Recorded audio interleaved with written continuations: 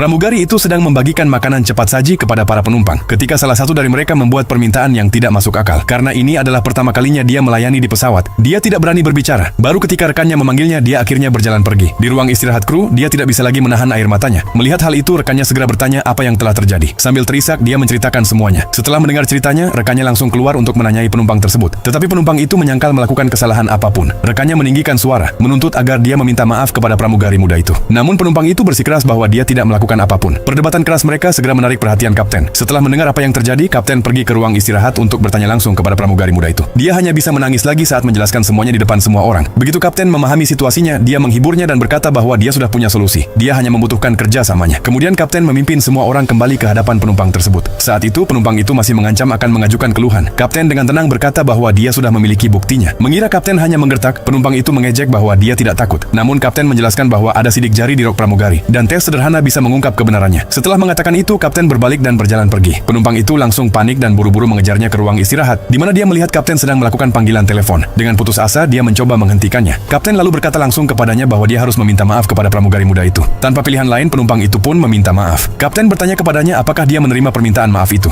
Dia mengangguk, sehingga kapten mengizinkan pria itu kembali ke kursinya. Namun saat penumpang itu berbalik pergi, dia mulai mengumpat pelan. Tepat saat itu kapten mendengarnya. Tanpa ragu, kapten memanggil polisi. Di depan semua orang, penumpang itu kemudian digiring keluar dari pesawat.